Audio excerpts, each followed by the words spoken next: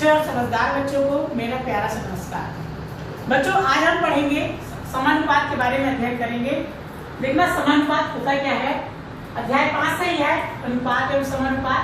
देखना समानुपात के बारे में तो समझते हैं समानुपात होता क्या है। समानुपात दो अनुपातों की समानता को समानुपात कहते हैं। यहाँ पर देखना, या फिर लिख सकते हो दो सजाती राशियों का अनुपात अन्य दो सजाती राशियों के अनुपात के बराबर हो तो इस संबंध को समानुपात कहते हैं। कहने का मतलब देखो, दो अनुपातों की तुलना, समानता मतलब होता है तुलना। जैसे कि लिखा है A अनुपात B तथा C अनुपात D समान हो। समान मतलब क्या, बराबर। यहाँ पर ध्यान देखना, देखो ये पहला अनुपात हो गया, दो अनुपातों की समानता बोला है ना, समानता मतलब तुलना या फिर बराबर। तो A अनुपात B और ये C अनुपात D समान बोला है, मतलब क्या हो गया, बराबर। तो दो अनुपातों की समानता, समानता मतलब बराबर, क्या हो जाएगा, तो ये क्या कहलाएगा, समानुपात। तो देखो चारों राशियां, चार्ट वाइज में ध्यान देखना, A B C D, चारों राशियां A B C और D समानुपाती कहलाती है। क्लियर है इतना। और इसे किस प्रकार लिख सकते हैं, ध्यान देना, A अनुपात B और ये C अनुपात D है, जो बराबर का निशान है, ये बराबर, इसमें क्या लगाना, 4 बिंदु लगाना। ये जो 4 बिंदु है ना, यही समानुपात है। 2 बिंदु आया तो अनुपात और 4 बिंदु आया तो क्या हो जाएगा, समानुपात। यहाँ पर ध्यान देना, अगर 2 बिंदु आ गया तो अनुपात और 4 बिंदु आया तो वो क्या है, समानुपात। तो देखो ये A अनुपात B 2 बिंदु है, C अनुपात D इसमें भी 2 बिंदु है, ये बराबर की जगह क्या लिखना है, 4 बिंदु, और ये 4 बिंदु ही क्या कहलाएगा, समानुपात। क्लियर हुआ इतना। तो यहाँ पर ये हो गया दो अनुपातों की तुलना या समानता क्या कहलाएगा, समानुपात कहलाएगा। यहाँ पर ध्यान देना, समानुपात A अनुपात B, यहाँ पर लिखा 4 बिंदु जिसको समानुपात कहते हैं, C अनुपात D में प्रयुक्त संख्या है। 4 तो है A B C D, समानुपात की क्या है, ये पद है। प्रथम पद A और चतुर्थ पद D को ध्यान देना, A पहले नंबर पर है, B दूसरे नंबर पर है, C तीसरे नंबर पर है और D चौथे नंबर पर है। तो जो पहला और चौथा है, ध्यान देना, प्रथम पद और चतुर्थ पद, तो पहला प्रथम पद A और चतुर्थ पद D, ध्यान देना, प्रथम पद A और चतुर्थ पद D को चरम पद कहते हैं। ध्यान देना, खाली स्थान में पूछता है, प्रथम पद A और चतुर्थ पद D को खाली स्थान कहते हैं, तो क्या कहते हैं, चरम पद कहते हैं। इसको याद रखना।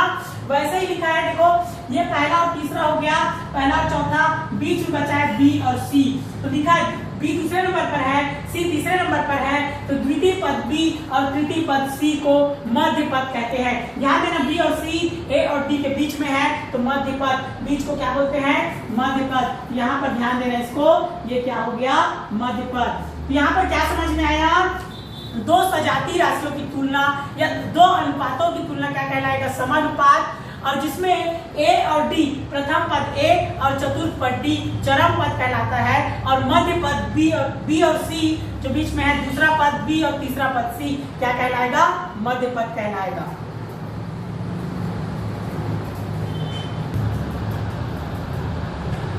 देखिए समानुपात संबंधी महत्वपूर्ण नियम क्या हो जाएगा। देखो पहला बहुत इंपॉर्टेंट है, ध्यान से देखना। इधर लिखा, किसी समानुपात के मध्य पदों का गुणनफल चरम पदों के गुणनफल के बराबर होता है। यहाँ से क्या बोला है, मध्य पदों का गुणनफल चरम पदों के गुणनफल के बराबर होता है। तो ऐसे लेना, देखो A अनुपात B समानुपात C अनुपात D, ध्यान देखना, ये हो जाएगा A, देखो A अनुपात B है, इसको हम ऐसे A बटे B लिख सकते हैं, तो वही है, ये क्या होगा, A बटे B। समानुपात मतलब होता है बराबर, ध्यान देना, समानुपात मतलब क्या हो जाएगा, बराबर। और C अनुपात D है, इसको बटा के लिख सकते हैं, C बटे D। यहाँ से इसको तीव्र गुणा करना है, इस प्रकार ऐसे गुणा करोगे क्या हो जाएगा, AD, और ऐसे गुणा करोगे क्या हो जाएगा, BC। तो A और D गुणा हुआ AD और B और C गुणा हो गया क्या हो गया, BC। तो इस प्रकार इसको गुणा कर सकते हो। ये हो गया।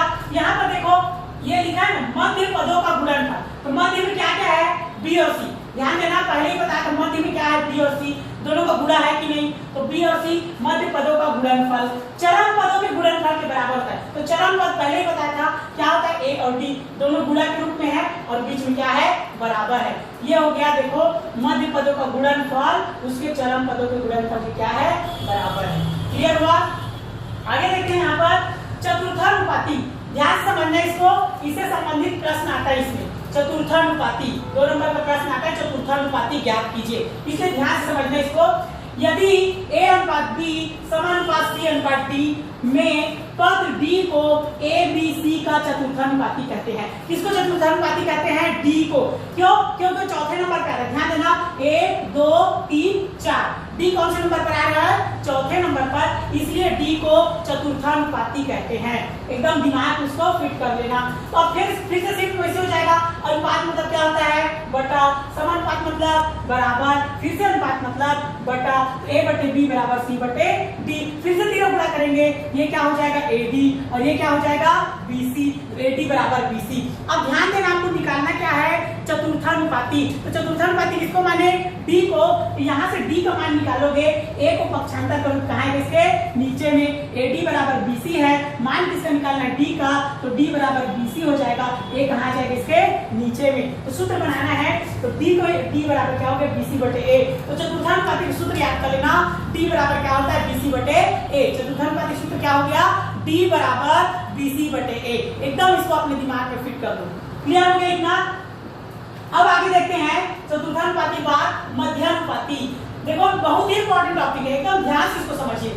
मध्यानुपाती देखो, यदि A अनुपात B अनुपात C, तो याद रखना चतुर्थानुपाती में 4 है, लेकिन मध्यानुपाती आएगा तो 3। A B C, मध्यानुपाती में 3 ही लेना, A B C।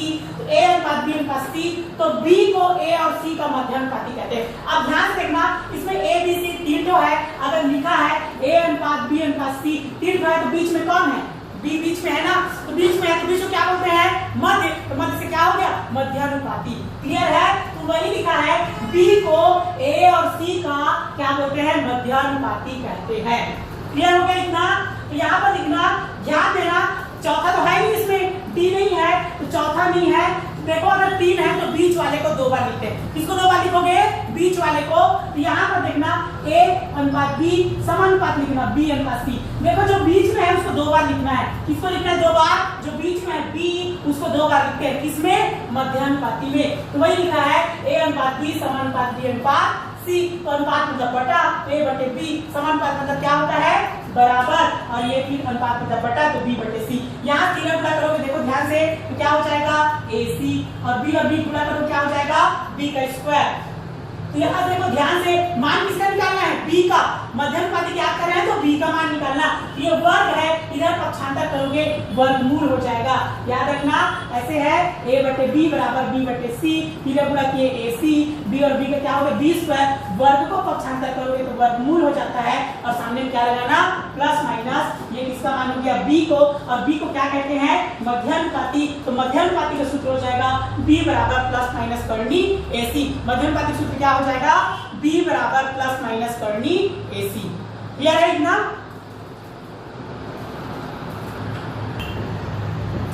ध्यान देना, यहाँ पर चौथा है तृतीयानुपाती।